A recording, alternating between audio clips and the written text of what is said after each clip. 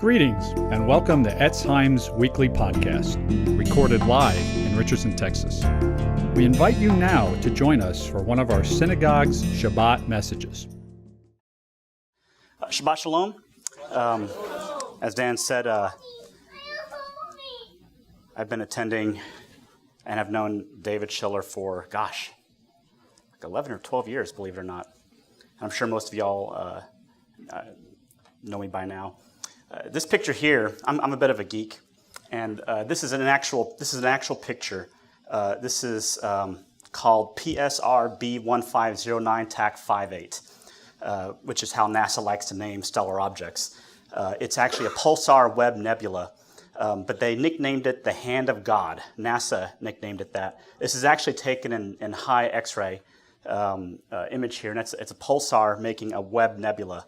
And when I first saw this picture, it reminded me of a quotation from Abraham Lincoln, where he said that I can see how it might be possible for a man to look down upon the earth and be an atheist, but I cannot conceive how he could look up into the heavens and say there is no God. And speaking of Abraham Lincoln, I don't know if many of you know this, but actually we had just passed Juneteenth. Does anyone know what Juneteenth is?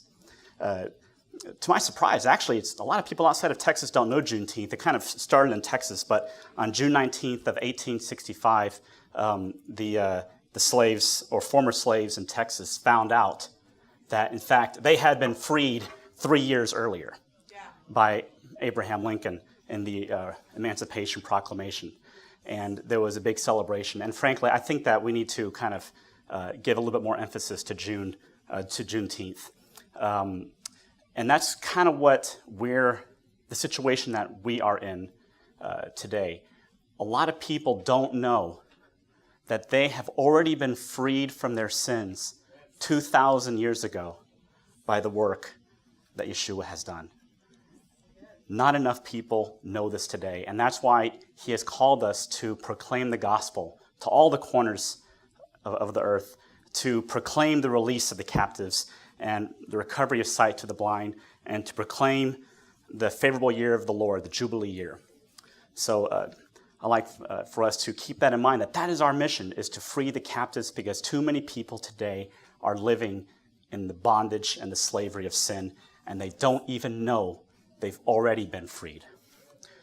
Today's drash is going to be based on the parashah, Korah's rebellion, standing with God in the end times. And kind of before I delve into this, I wanted to throw some statistics at you. Many people don't know that there are more people who identify themselves as Christians living in the United States of America than in any other country on earth. But from 2007 to 2014, the percentage of Americans who identify as Christian dropped from 78.4% to 70.6%. That's actually pretty dramatic. In 1977, when I was a toddler, 88% of Americans called themselves Christians. 10 years before that, in 1967, 92% called themselves Christians. And 10 years before that, in 1957, 94% of Americans identified themselves as Christians.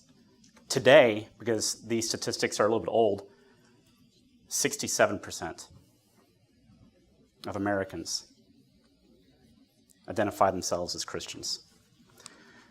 From the same time period, 2007 to 2014, the number of Americans who identified themselves as agnostic or atheists rose from 16.1% to 22.8%.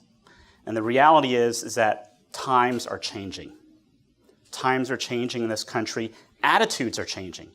You can see it in the news. You can see it in our politics. You can see it in social media. You can see it in the message being taught in churches today. Times are changing. You know, this is you may not be able to read this very well, but this is an internet meme where it says 30 years ago, you could say, the Bible is the Word of God, and I believe what it says. And the response would be, me too, brother. And then 15 years ago, The Bible is the Word of God, and I believe what it says. Whatever. Today, the Bible is the Word of God, and I believe what it says. Bigot. And when will it be where, if you believe what the Bible says, that'll be a hate crime? You know, several weeks ago, and this is not, I'm not trying to get into politics. I don't care what your politics are. But several weeks ago, there was congressional hearings for the assistant director of the Office of Management and Budget, where Russell Vogt was the nominee. And he had written a piece where he was addressing an argument that related to a woman who had resigned her position from Wheaton College, which is an evangelical Christian school, because she posted on Facebook that she believes that Christians and Muslims worship the same God, and to stand in solidarity, she was going to wear a hijab during Advent. And the school didn't really think that was a good idea, and she resigned her position. And the school got a lot of heat for that. And some people were writing some pieces supporting the argument that she was making. And whatever your views on it are not really relevant, Russell Vogt, he wrote a piece responding to this. And if you actually read the piece, what he says, he's actually responding to what somebody else had written, where they said that they have a deficient theology. And he says it's not just that they have a deficient theology, they stand condemned because they don't know Jesus, right? Well, that was a couple of years ago when he was standing before the Senate. Senator Sanders started to lay into him about that and asked him if he agreed that that statement that unless you're saved by Jesus, you stand condemned. He says, don't you agree that's Islamophobic? And he said, no, I'm a Christian and I believe in a core set of values. And central to that is salvation through Jesus. And as he tried to explain it, he kept getting cut off. Look it up. It's on YouTube. It's rather quite astonishing. For several reasons, because Article 6 of the Constitution says there's no religious test for becoming a public servant. But the idea that if you believe in what is really a fundamental tenet of Christianity, then in Bernie Sanders' mind, you're not fit to serve in public office. Now, I can understand Bernie Sanders' misunderstanding, because he's actually, I think, my understanding is he's agnostic or atheist. Russell Vogt wasn't really saying that Muslims and Jews, etc., are condemned and Christians are not condemned. What I think Russell Vogt was trying to say is that we are all condemned. It doesn't matter what you call yourself. But through the blood of Messiah, you can be redeemed from your condemnation and know God. But there is a clear, in my opinion, falling away that's occurring right now in this country that we can actually see. And do you know where the majority of the people, these new agnostics and atheists, are coming from? It's coming from the millennials, coming from the young people. Are we doing a good enough job in raising our children? Are we a bigger influence on their lives than the internet or than the television? We have to ask ourselves these. Speaking of children, in case y'all didn't know, if you're not on Facebook, my wife and I are expecting our 5th child. So just... So if we haven't been here on time or whatever, it's because my wife's been having morning sickness. Now, those statistics notwithstanding, 40% of Americans consider themselves very religious, 29% are somewhat religious, and 31% are non-religious. So we have 40% of Americans who are religious, but another poll shows that 41% of Americans agree that, quote, the world is currently living in the end times as described by prophecies in the Bible, which means at least 1% of the, somewhat religious people need to find some religion if that's what they believe, right? 41% of Americans think we're living in the end times. Who here thinks that we're living in the end times? I think we're living in the end times. If you read what the apostles wrote, they make it clear that they believed they were living in the end times 2,000 years ago. And people say, well, where is his coming? Where is this promise coming? And then the scriptures tell us, remember, one day for the Lord is like 1,000 years.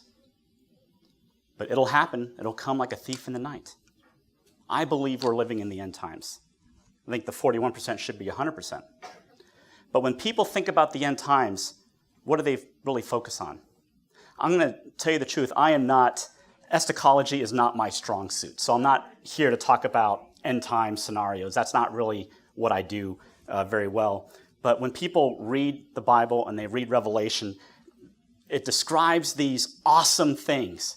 And when I say awesome, I mean the biblical meaning of awesome, which means terrifying, right? These terrifying things. The Antichrist, the false Messiah, the deceiver, the man of sin, the son of perdition, the false prophet, the beast, the prince of this world, the dragon, the abomination of desolation. And that's what people think about. They think about all these huge, great, terrible scenarios and, we need to build bunkers and we need to store food and we need to do all this stuff. And what they don't realize is, yes, that is going to happen however it plays out. But there's an even greater danger that we face in the end times. And people don't realize it. And that's what I want to talk to you about today. Yeshua warns us about what's going to happen in the end times. He says, they will deliver you to tribulation, and they will kill you, and you will be hated by all nations for my name.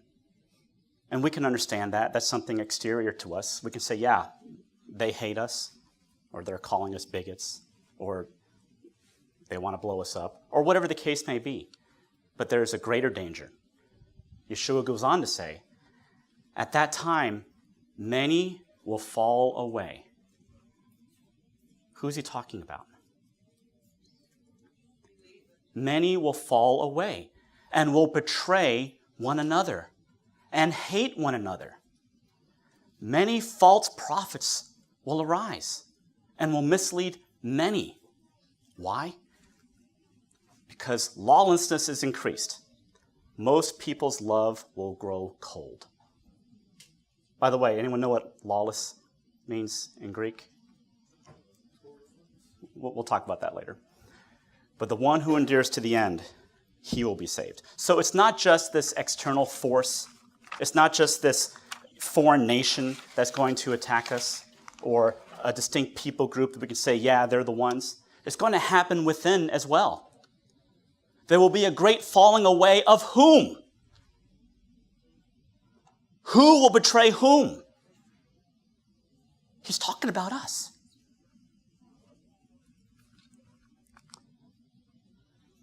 1 John 2, 18 and 19. Little children, it is the last time.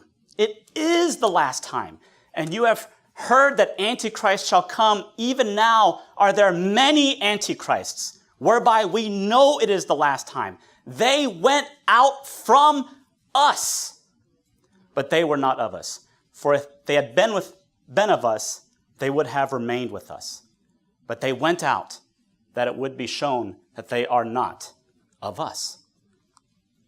Paul says in 2 Timothy 3:1-5, but realize this, that in the last days, difficult times will come. For men will be lovers of self, lovers of money, boastful, arrogant, revelers, disobedient to parents. Did you hear that, Joshua?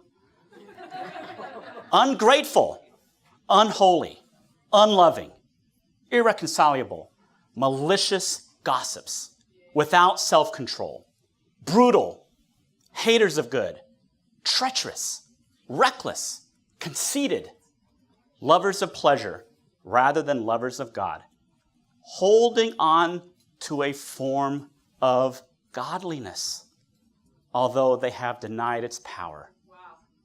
Avoid such men as these. Holding on to a form of godliness. There are many people that you look at them and say, oh, wow, he's a really godly person. But God judges the heart. We have to be very careful. For the time will come, he says in chapter 4, verses 3 and 4, for the time will come when they will not endure sound doctrine. I cannot count on both hands the number of people I know even people who used to attend this shul, who've decided that they're going to deny Yeshua. One of the men who really mentored me many, many years ago, who taught me much of what I know about the scriptures and about Yeshua and about the Torah, today identifies himself as a Zen Buddhist. One of the first people I met who really kind of showed me the Messianic movement today is a Muslim. For the time will come when they will not endure sound doctrine, but wanting to have their ears tickled, they will accumulate for themselves teachers in accordance to their own desires, and will turn away their ears from the truth, and will turn aside to myths. And then we get to Jude. The book of Jude is pretty much dedicated to this topic. What does he say in Jude 1:4? For certain persons have crept in unnoticed. Crept into where? Have crept in unnoticed. Those who were long beforehand marked out for this condemnation. Ungodly persons who turn the grace of our God into licentiousness. You know what licentiousness means? It means debauchery. And deny our only Master and Lord, Yeshua Messiah.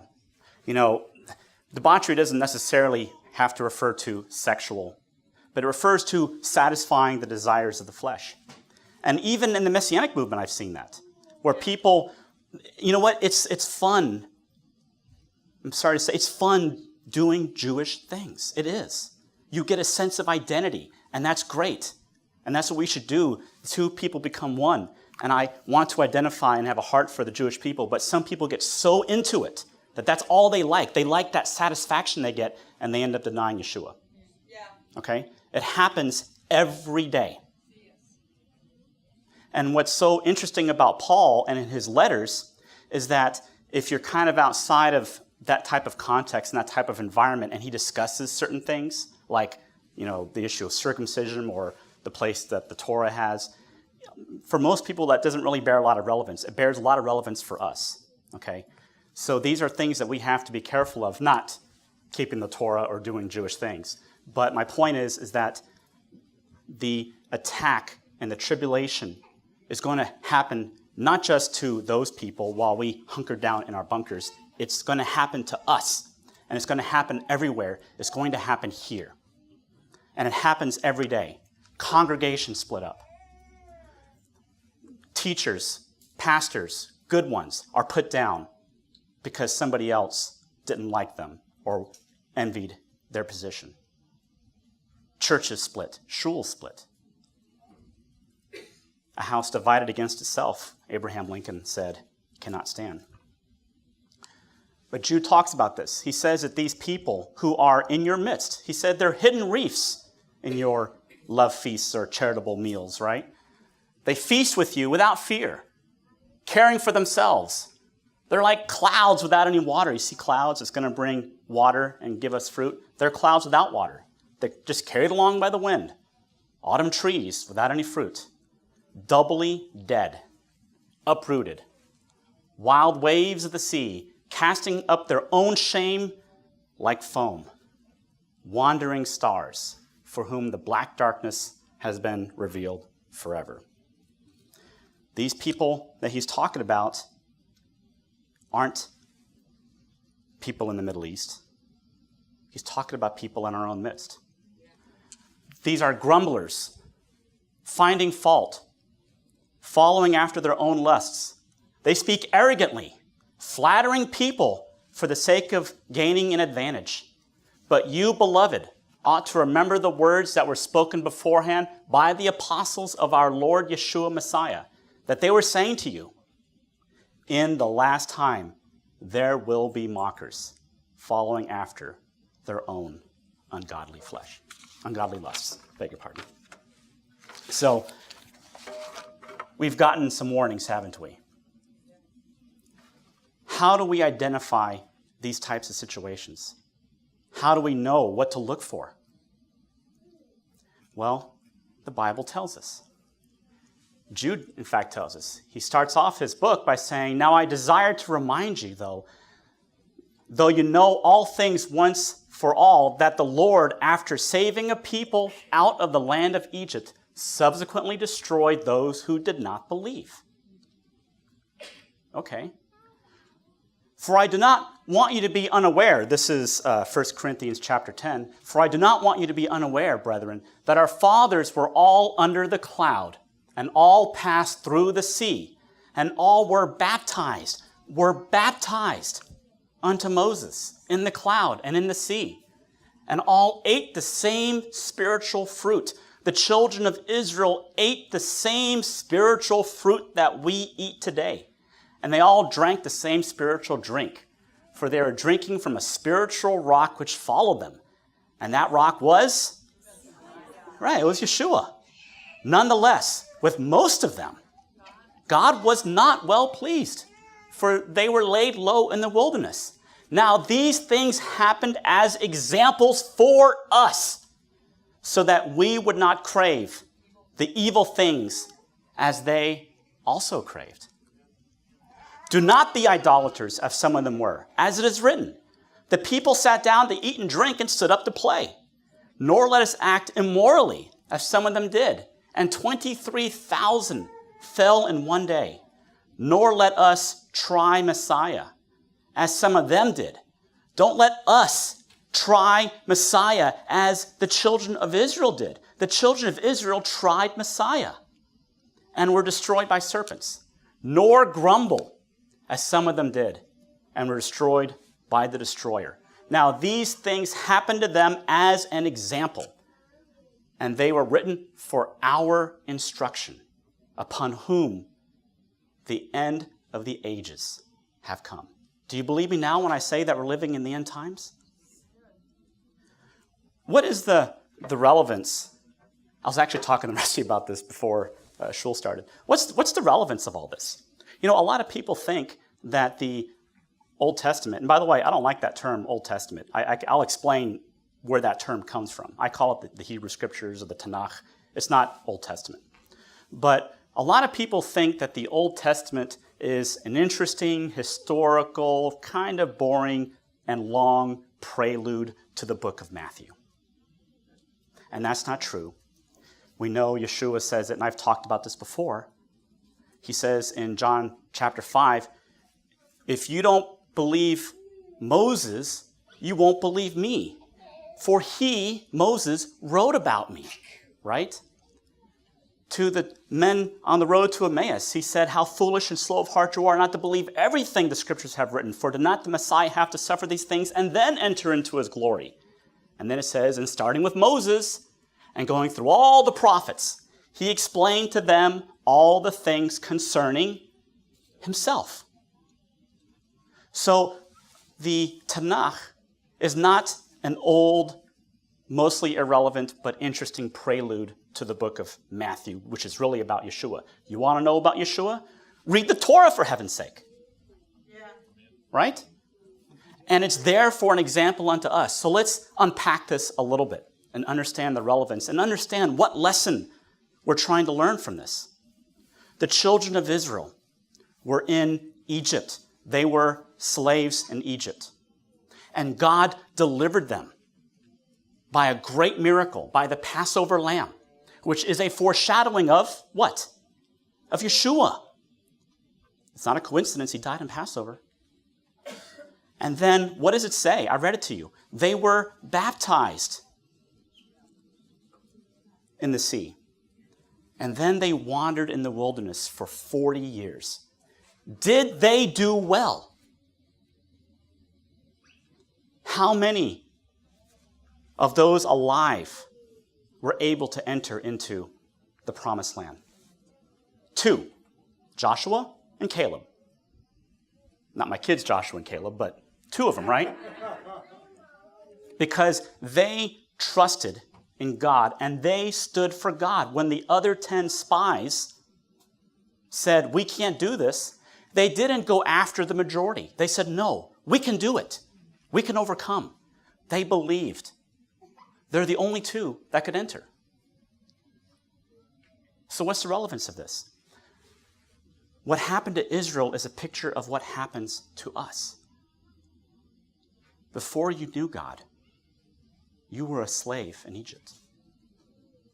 How do I know this? Because the Bible tells me. What does it say? It says when your son asks you, hey, Dad, why are we eating all this unleavened bread? Exodus 13, what does it say? Because of what the Lord did for our fathers, for what the Lord did for me when I came out of Egypt. When you eat Passover, and when you eat, as my kids call it, the week of crackers, it's for what the Lord did for you when he delivered you from the bondage of slavery. Deuteronomy 6 tells us, when your son asks you about all these commandments, why do we have all these commandments? You're to tell him, because we, not our fathers, we were slaves in Egypt, and the Lord took us out. Do you see yourself as a slave in Egypt who didn't even know that you've been freed? At one time, we were all like that. And this is where it may get a little contentious, but then you have the gospel of cheap grace, right? Okay, you're in the club, baptized. Boom, you're in the club. You can do what you want. And that's not what happened. God did not take them out of Egypt and stick them in the promised land. What did he do to them? They wandered in the wilderness for 40 years. And in that time, they were tested. They were tempted. And they tested God. Did things go well for them? No. Only 2 were able to enter into that promised land. This is not the only time this happened in the Bible, my friends. One of the problems we have is that we have inherited a Greek mindset and mentality when we look at the scriptures. And the Greek mentality is very linear. Okay? Passover's done. Say goodbye to Passover. We're in a new era or whatever it is. And they don't realize that, no, that's not the Hebraic mindset. The Hebraic mindset is cyclical. In fact, C.S. Lewis talks about a similar issue to this in his Screwtape Letters, where he says that humans are amphibians. We are spiritual because God, he breathed his spirit into us. But we're also trapped in the flesh. And so we experience this phenomenon known as time. And so C.S. Lewis says the closest thing to eternity that these spiritual, creatures have is what he called the law of undulation, or cycles, right? You have cycles. You have cycles of up, cycles of down, cycles of up, cycles of down. Well, I think that C.S. Lewis was onto something. When you look at the scriptures, you see cycles. Things happen again. There is nothing new under the sun. And so what you see happening to the children of Israel, that was done as an example and as a warning to us. Don't do what they did. Do what Yeshua did. Because even Yeshua went through this. Think about it. Where was Yeshua born? Bethlehem. And then where did they go? Where? Egypt. And then what is it said? Out of Egypt I called my son. Well, when you read that in the Hebrew scriptures, they're talking about Israel. But we now know that it's actually talking about Yeshua. Out of Egypt, just like the children of Israel were taken out. And as the children of Israel were immersed or baptized in the Red Sea, what did Yeshua do? He walked up to Yochanan HaMakvil, right, John the Baptist, and he said, baptize me. And John said, whoa, wait a minute, you should be baptizing me. And he said, no, let all righteousness be fulfilled. And so he baptized him. And people think, oh, there it is. You want to be righteous? Get baptized. Baptism does not make you righteous. Baptism makes you wet.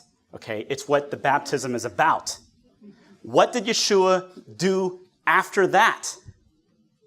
He went into the wilderness for how long? For 40 days. Does this sound familiar? And while he was in the wilderness, what happened? He was tempted. But unlike the children of Israel, he didn't succumb to those temptations. In fact, if you read carefully his responses to Satan, you see that he's actually referring to things that happened in the wilderness, right? If you're the Son of God, turn this stone into bread. What does Yeshua say? He says, man does not live by bread alone, but by every word. Not just the words in red letters, but by every word that proceeds from the mouth of God. Where does that come from? It comes from Deuteronomy, where it says, God gave you manna. Why? So you will know that man does not live by bread alone. Right? What else does he tempt him with? He shows them all the nations of the world. He says, I will give you power. Korah, you will see, succumbed to that temptation. But what does Yeshua say? He says, get behind me, Satan. For it is, as it is written, only the Lord God you will serve, right? He's quoting the Torah. And then he puts him at the pinnacle and says, throw yourself off. For it says that the angel will pick you up so you don't dash your foot against a stone. And Yeshua says, quoting the Torah, do not put the Lord your God to the test, which is what the children of Israel did. So you want to survive the wilderness, do what Yeshua did, for heaven's sake. But my point is that when you become a believer and when you receive that immersion of the Spirit, you don't jump into the promised land. You have to endure some time in the wilderness. And while you're in the wilderness, you're going to be exposed to temptations. And many people will fall away. As an aside, I wasn't really planning on mentioning this, but I think I said it this morning, so I put it in my brain. There are many types and metaphors in the scriptures. For example, Moses, in a way, is actually a picture of Messiah. Okay? Aaron is a picture of Messiah. The priesthood is a picture of Messiah. The sacrifices are a picture of Messiah. God doesn't change, and he doesn't change his mind about how he does things. I don't believe that before Yeshua came, you got atonement from a sacrifice, but then God said, you know what, let's change things up. Because if sacrifices took away sin, then why did God have to bring his son?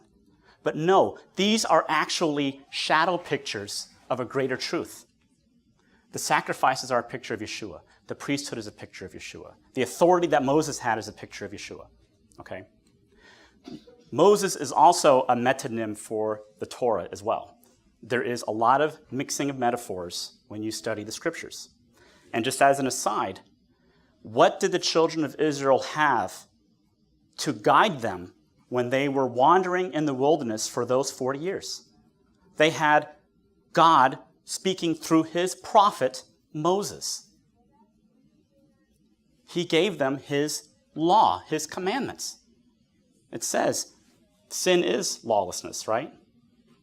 And when they broke God's commandments, that's when bad things happened to them. So yes, there is a great relevance in obeying God. It's pretty important to obey God. However, Moses did not get the children of Israel into the promised land. Moses helped them to survive the wilderness, but he could not bring them into the promised land. I don't care how obedient you are or how obedient you think you are. Keeping the commandments will not give you right standing with God.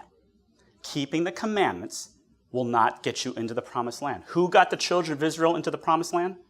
Joshua, Yehoshua, which I don't believe is a coincidence, is actually a long form of the name Yeshua.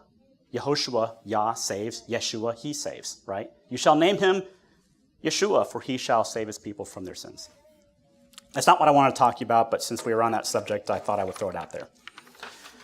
So let's talk about these examples, and let's talk about what we can expect as we try to endure these end times.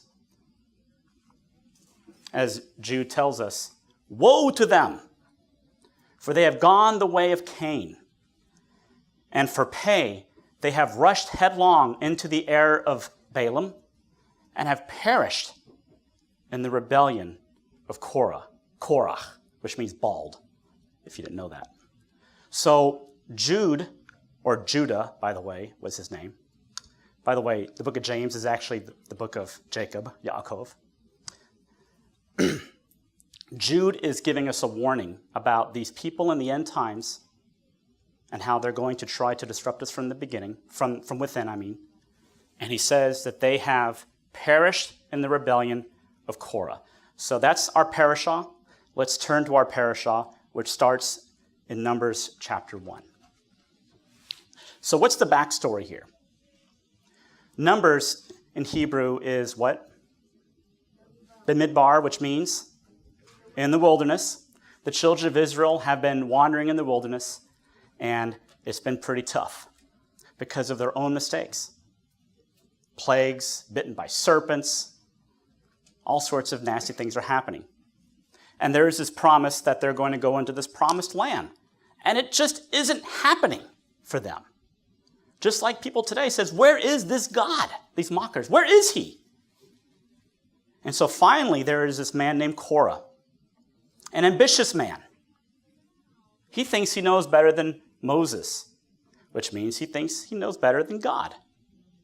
And what happens? It says, now Korah, the son of Izhar, the son of Kohat, the son of Levi, or Levi, so he's a Levite. He has a special place in God's kingdom serving in the temple. He's already special. This Levite, with Dathan or Datan in Hebrew, and Aviram, the sons of Eliah, and On, the son of Pelet, sons of Ruvain, took action. And they rose up before Moses, together with some of the sons of Israel, 250 leaders of the congregation, chosen in the assembly, men of renown. Okay, let's pause for a second. Do you think that Korah just one day was like, you know what? I'm kind of getting sick of this Moses guy. Let's go talk to him. That's not what's happening here. That's not how coups start. I bet you Korah has been kind of talking behind the scenes for a while. Malicious gossips, as it says in 2 Timothy. He flatters the people. He tells them, you know what? You're getting sick of this living in the wilderness, marching around in circles. We're going to take care of it. So he gets not just 250 people, he gets 250 leaders of the congregation, men of renown, well-respected people. And they don't just say, hey, let's have a meeting. Let's have a meeting, we'll talk. No, they confront Moses. Moses is standing there, and there's 250 plus Korah and his three buddies, 254 people standing there. And they say, you have gone far enough, for all the congregation are holy, every one of them. And the Lord is in their midst. So why do you exalt yourself above the assembly of the Lord? All right, them's fighting words. I mean, how easy could it have been if Moses had kind of lost his cool and someone got mad and said, oh, here's a stone. And then they throw it at Moses, and then the group becomes a mob, and now Moses is dead. Oh, well, now Korah's in charge, right? I kind of feel that's probably what Korah had in mind.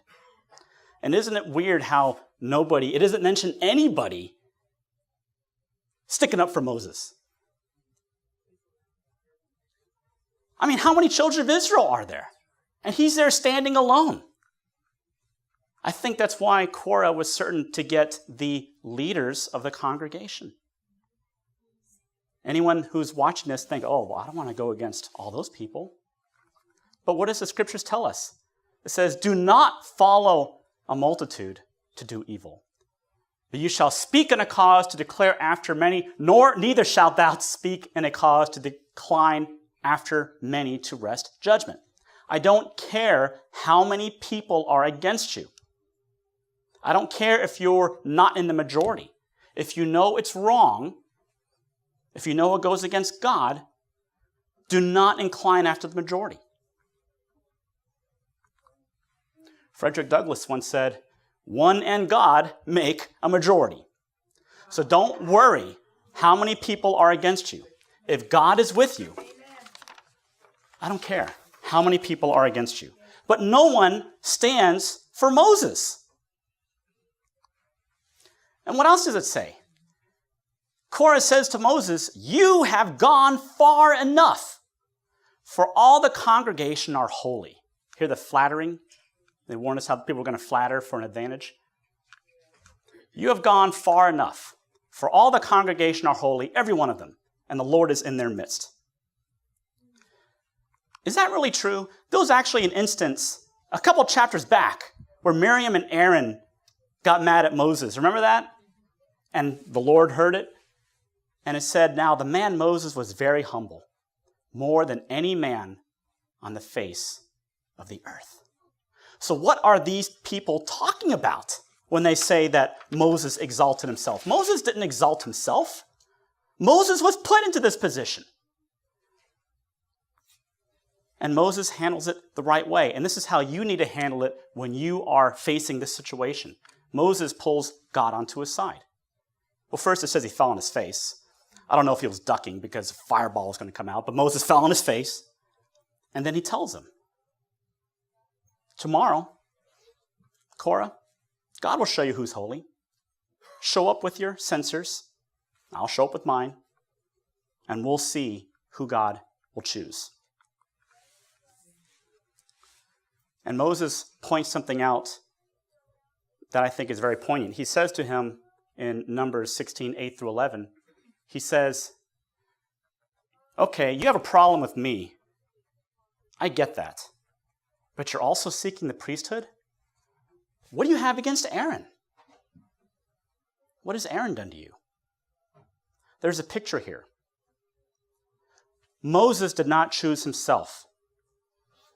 Who chose Moses? God chose Moses. Moses didn't want to do it. He said, "Send somebody else. I'm slow of speech and slow of tongue." God chose Moses, and God chose Aaron. Their beef is not really with Moses. Their beef is actually with God. And when they reject Moses' authority, they're really rejecting the authority of God. And when they reject Aaron, the high priest, Aaron was a picture of Yeshua. Here's the warning, friends.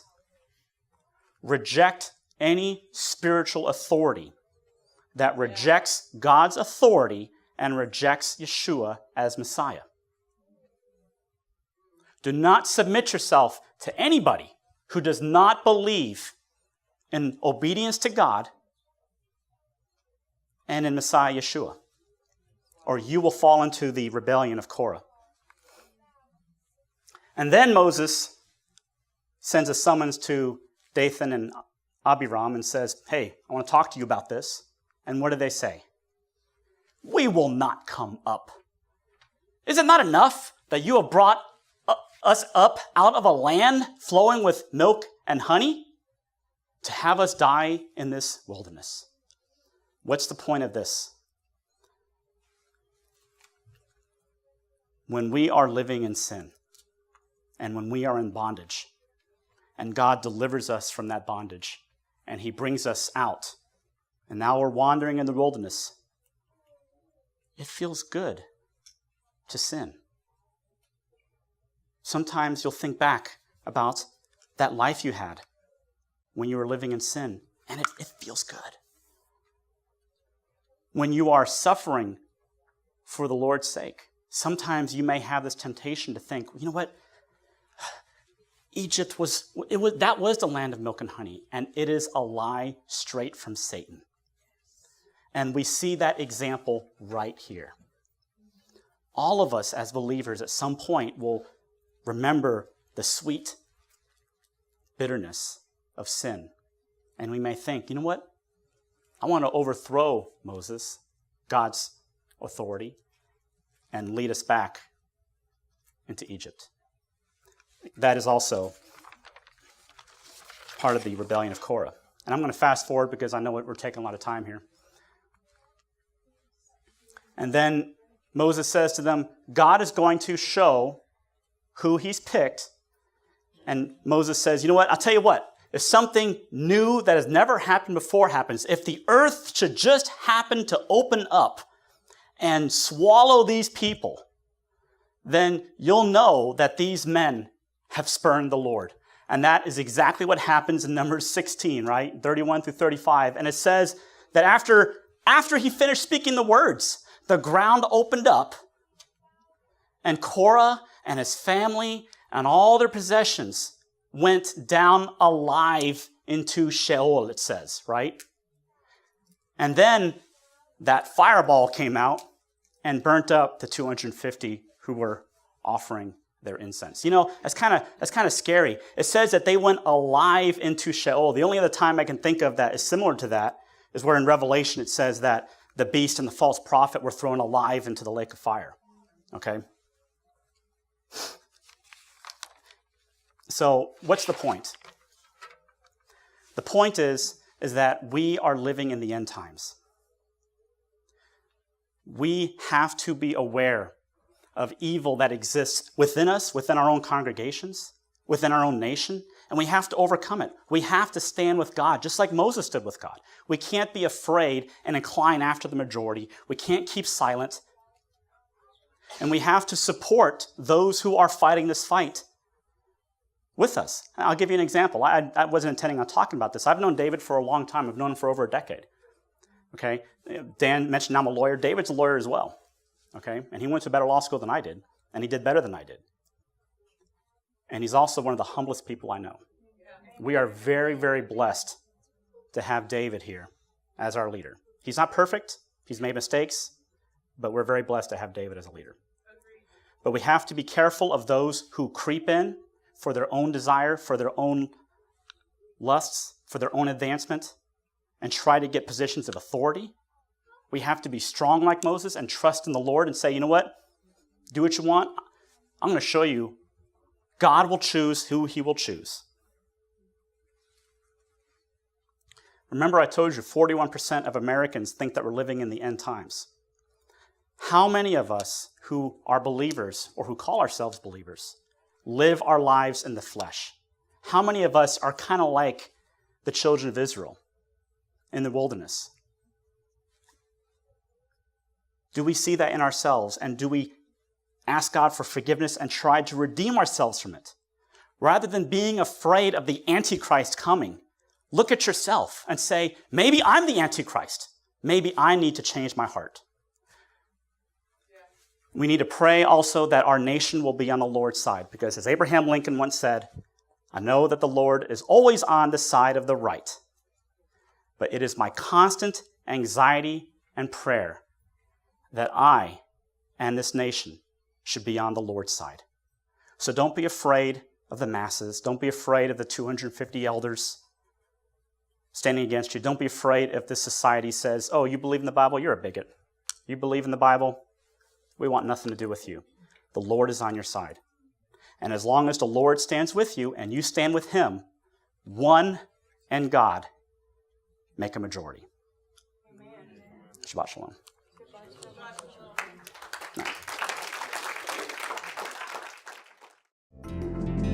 For more information, visit us at www.etzheim.org. That's spelled EITZ-CHAIM.org. Or join us in Richardson, Texas for our weekly Shabbat services.